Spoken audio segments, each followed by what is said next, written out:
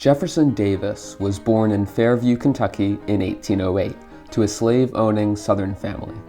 He grew up in Mississippi and, after attending the United States Military Academy, became a congressman for Mississippi and later Secretary of War under President Franklin Pierce. His political career was defined by his support of states' rights and slavery, leading to Davis becoming the first and only president of the Confederate States of America during the American Civil War. Davis didn't always have his hopes set on leading the secessionist movement in the United States, however. While he was Secretary of War for President Pierce, Davis considered running in the 1856 election. The Democratic Party's presidential nomination was contested between James Buchanan, a Northerner, and Lewis Cass, a Southerner, meaning there was still definitive room for Davis to step in and sweep the competition. Davis was nearly dead set on the idea too, until it became clear that Buchanan would be the Democratic nominee for the cycle after he promised Cass the position of Secretary of State during his administration. Davis decided instead to run again for Senate and was re-elected for a non-consecutive second term in the Senate in 1857. During that term, Davis effectively set the Democratic Party's agenda through a series of pro-slavery resolutions that caused the split of the Democratic Party in 1860, wherein the North and South literally had different candidates representing the Democratic Party during the election. Stephen Douglas was the candidate for the Democratic Party, and John C. Breckinridge was on the Southern Democratic ticket. Ultimately, of course, Abraham Lincoln won the 1860 election, sparking the secession of South Carolina in December of that same year. As the Southern states seceded, Confederate authorities took over federal government facilities, but several forts, including Fort Sumter in Charleston, refused to surrender. Mississippi Governor John J. Pettus appointed Davis as a Major General of Mississippi's army, but only 13 days later, the Confederate Constitutional Convention in Montgomery, Alabama, appointed Davis as the provisional president of the Confederacy. He was appointed for his military reputation and relatively moderate stance on secession, because the conventioneers thought Davis would be able to persuade more states to join the Confederacy. Davis actually wanted to be a military commander instead of president of the CSA, but nevertheless he took his position. He appointed Brigadier General P.G.T. Beauregard to muster forces to attack Union forts in Confederate territory. Davis tried negotiating with President Lincoln to have the forts turned over, but Lincoln refused. Davis then launched his attacks on the forts on April 12th, causing a 30-hour bombardment which ignited the Civil War. But what if this had changed? What if, in an alternate timeline, Jefferson Davis became President of the United States in 1856? From 1853 to 1856, James Buchanan served as the minister to Great Britain. Buchanan had already rejected two previous offers for the position. He considered it a step backward from his role as Secretary of State under President James K. Polk. Perhaps in this alternate timeline, Buchanan, dissatisfied with his role as minister, abuses his power and accepts bribes from the British to sway American treaties regarding Central America and the Caribbean, of which Buchanan was often in charge of during his time as foreign minister. Any revelations of unethical behavior, bribery, or favoritism would have seriously tarnished his reputation as a presidential candidate. If these hypothetical crimes were revealed to the public, Buchanan would lose the Democratic nomination. Interestingly, there might be cause for a specific candidate in the election of 1856 to reveal his dirty work. Alongside the Democratic and Republican parties, Millard Fillmore was also running in the election, representing the Know-Nothing Party. The Know-Nothings were an anti-Catholic, anti-immigrant party, and believed in a Romanist conspiracy, that is, originating from the Roman Catholic Church, to take over the United States. During his time in Britain, Buchanan became political allies with the Archbishop of York, John J. Hughes, who campaigned for him among high-ranking American Catholics in 1856. Imagine what an anti-Catholic, anti-foreign candidate would think upon hearing that one of his opponents was receiving backing from a non-American Catholic archbishop.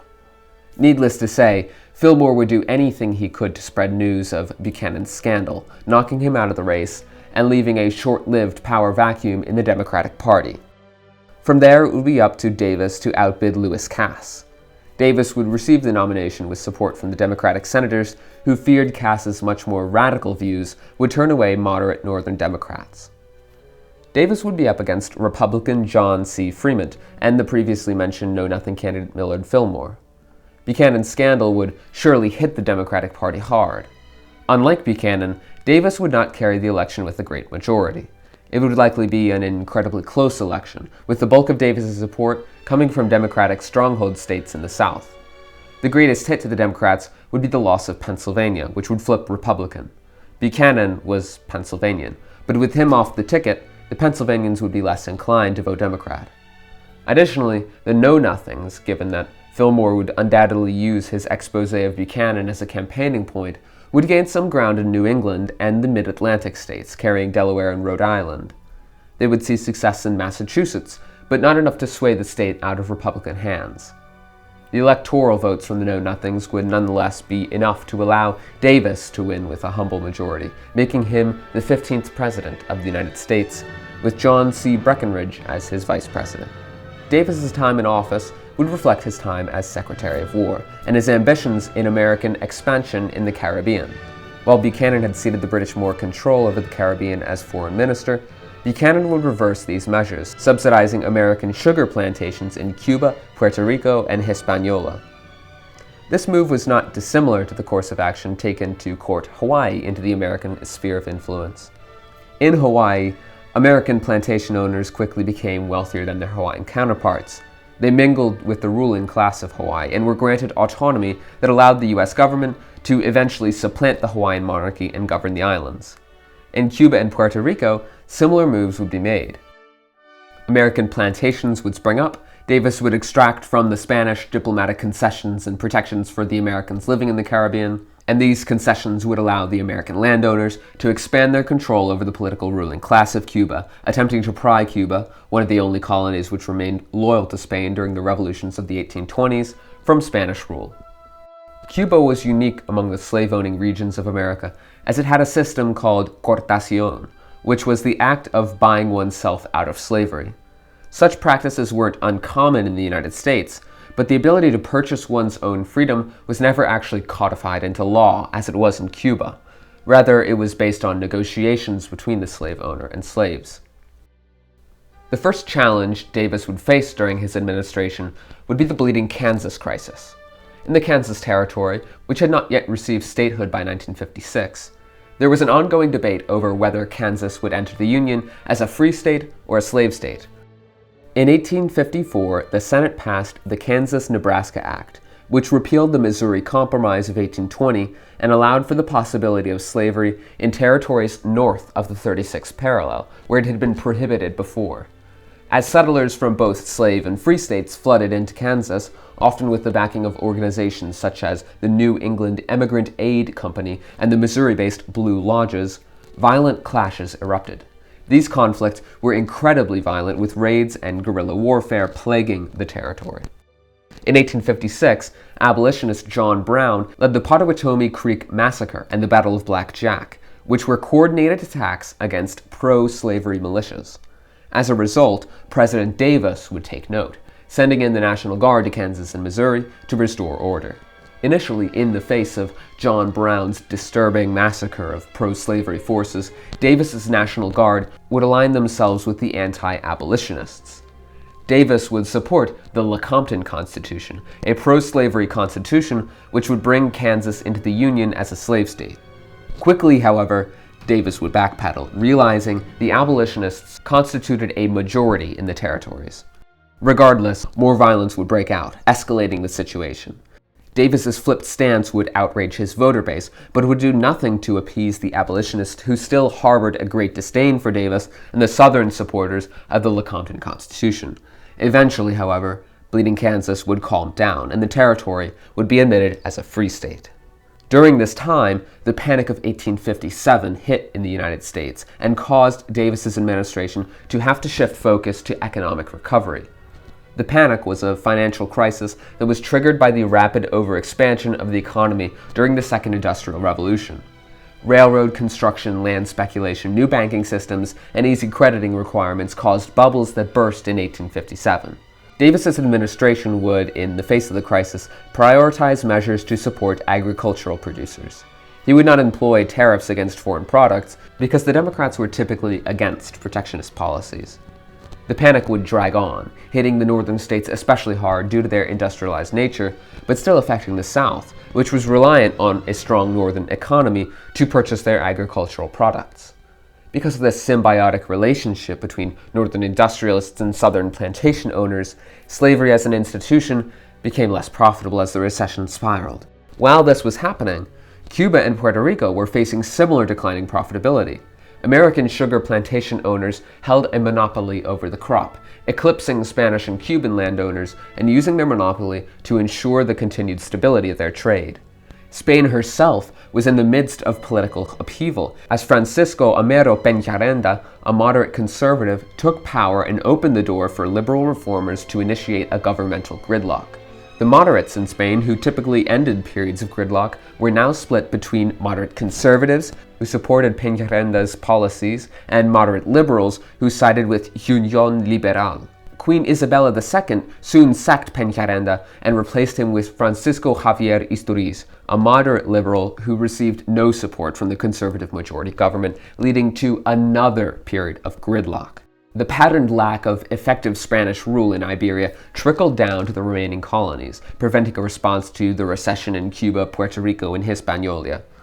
Davis would take interest in the predicament, claiming he had the right to aid Americans suffering in Spanish America. While this was nothing more than political theater, such a justification began to sway the American public in favor of U.S. control over the islands. The Spanish were not going to allow this to happen, however, as Cuba and Puerto Rico were Spanish provinces, considered to be integral parts of Spain, and were profitable, unlike Louisiana or Alaska, which the United States easily purchased from Napoleonic France and the Russian Empire. To Davis, however, it was only a matter of time before the conditions were ripe to strike. President Davis would need to expand the U.S. Navy and include more steam power in its fleets, which was a task easier said than done. The U.S. Navy at the time was nothing like the globally dominant force of today or even the world wars. While the U.S. Navy was slightly ahead of the Spaniards in terms of technological advancement, the Spanish fleet was by far larger and more powerful and more intimidating. Furthermore, even in the 1850s, the U.S. was still dealing with the effects of Thomas Jefferson's disincentivization of the expansion of the Navy and deprioritization of U.S. naval capabilities. Luckily for Davis, 1857 was a year of shipbuilding, introducing 4 steam-powered boats to the arsenal: the frigate USS Niagara, steam sloops USS Mohican and USS Seminole, and the steam gunboat USS Wateree. Rather than being used for anti-slavery and anti-piracy missions in the Atlantic, Davis would use these new ships in the Caribbean. Simultaneously, Americans in Cuba would begin to reignite anti-Spanish sentiments. Figures like Carlos Manuel de Céspedes, Ignacio Agramonte, and Carlos Roloff would form the foundations of the Cuban Liberation Army, supplemented by volunteers shipped from New York, Florida, and the Mexican states of Yucatan and Veracruz. They were supplied by Spanish soldiers sympathetic to their cause, but also by Davis and the Americans in Cuba, who, by this point, wanted to join the United States in the wake of the economic crisis and Spanish political ineffectiveness. In February of 1857, the Cuban Liberation Army would sack several Spanish garrisons outside of Havana, with the support of the American landowners. The Spanish response was swift, with Spanish ships surrounding Havana and northern Cuba. Davis would begin his political maneuvering, appealing to the fact that Americans were on the island and the Spanish shouldn't be in the Caribbean in the first place. Nonetheless, the Cuban Liberation War would break out. As the war raged south of the mainland, the United States began to see economic recovery from the Panic of 1857.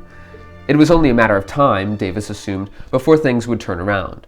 Throughout the next 2 years, starting in the spring of 1858, the economy strengthened as inflation was reduced, and gold began to be shipped from California again.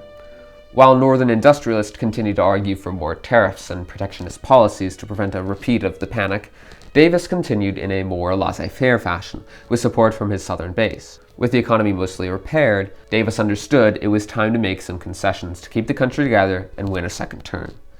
He knew that slavery was becoming unprofitable, and it would only be a matter of time before it could be outlawed without concessions from the Northerners. If he waited, another candidate could take over and slavery would be abolished, causing an upheaval of the Southern economy. But if he acted now, He could do so in the Democrats' favor and force the Northerners to pass his policy agenda. Davis set a 10-year timeline, a compromise for the phasing out of slavery, which would result in the abolition of slavery on the continent and still give time for the Southern economy to recover. In return, the Northerners let Davis expand the U.S. Army and Navy further and to establish a Caribbean fleet to protect against imperial powers in the region. The concessions were a matter of time, so to speak. The Northerners also granted him more leverage on expansionism. Davis was a staunch supporter of the concept of manifest destiny, and the idea that the North American continent was rightfully the dominion of the United States. Davis decidedly had his sights set on northern Mexico and Baja California after he was done wrangling the Spanish Caribbean into the United States. Mexico looked to be on the brink of civil war, as the conservatives and liberals in the country were escalating tensions in the wake of the introduction of the new Mexican Constitution of 1857. His foresight was correct, as, in January of 1858, the Mexican Reform War broke out, and chaos ensued. The Reform War was fought between the Mexican liberals and the Mexican conservatives because different states in Mexico adopted different versions of the new constitution, causing conflicts between them. Antonio López de Santa Anna, the new conservative ruler of Mexico, was overthrown by the liberals, who then passed a series of laws in their political favor. The laws tried to limit the power of the executive branch in the Mexican Republic and limit the power of the Catholic Church over the country.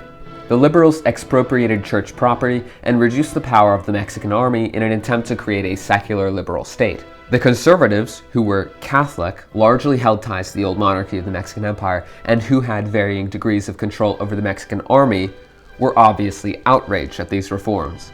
The United States, under President Davis, would unsurprisingly support the liberals in an effort to reduce Catholic control over Mexico and weaken the Mexican government in any remnants of the Spanish control to allow American influence to reign supreme. While this was happening, a new election cycle was ramping up, and Davis had to get back on the campaign trail. His campaign emphasized the quick recovery of the United States after the panic, the military's expansion, the efforts against colonial and outsider control over Mexico, Cuba, and Puerto Rico, and took a generally patriotic stance, positing Davis as sort of a second Andrew Jackson in a sense. The election was seriously contested, however. Davis had to get his act together and make big promises to the South.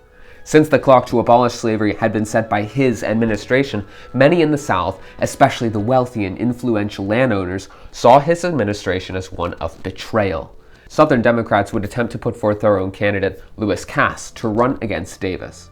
The more moderate Democrats, especially the non-landowning class, would still vote for Davis. Since he was the incumbent, it would be very unlikely for him to be ousted, since incumbents tend to win the United States when the economy is not in recession. The resulting election of 1860 saw 4 candidates running. On the Republican ticket, Abraham Lincoln garnered some support, but the Republicans really had no leg to stand on with the issue of slavery solved. The newly formed Constitutional Union, a union of the Whig and Know-Nothing parties, became a much more powerful anti-Southern force. Lewis Cass ran for the Southern Democrats and saw limited support from the mostly vocal Southern states, and Jefferson Davis, of course, led the Democratic Party to victory by a slim majority. With his second term secured, Davis set his sights on finishing the drawn-out war over Cuba. The U.S. had not gotten directly involved, but the Americans in Cuba were doing more than ever to keep the Cuban Liberation Army afloat. The Spanish were growing increasingly tired of the scuffle and increasingly disillusioned with their former colonial ambitions. Spain was also suffering from a lack of industry, as the Spanish market was still primarily agricultural and their economy was in a period of stagnation during the 1860s. Davis would offer a purchase of Cuba and Puerto Rico for $10.6 million. His initial offer would be rejected by the Spanish crown. He then made a second offer for $22 million. The Spanish would accept this offer, and the territories would be ceded to the United States, ending the Cuban Liberation War. Following the annexation of Cuba and Puerto Rico, a debate ensued over whether or not they would be admitted as slave states or free states.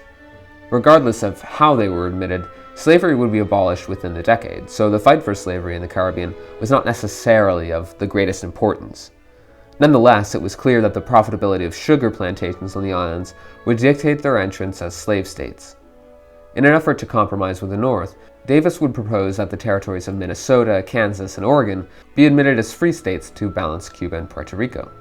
Some Northerners were satisfied with this compromise since slavery would be phased out anyway, and many Northerners even considered the fact that Cuba and Puerto Rico would need that period of transition due to their reliance on slave labor for economic purposes.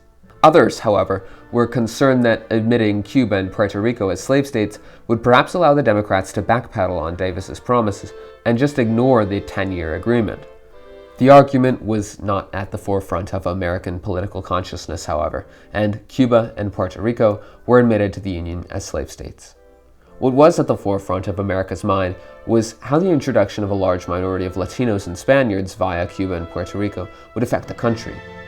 In the coming years, a sort of racial caste system would form in the American Caribbean, not enforced by law, but which permeated life not unlike Jim Crow in our history. This hierarchy would form from the remnants of the Spanish racial caste system, and the American Caribbean hierarchy would see white Anglo-Americans sitting at the top of the hierarchy, followed by other European Americans and white Spaniards, those descended of Spaniards and Americans, other Latinos and mixed-race people, and at the bottom, African Americans and Afro-Caribbean people.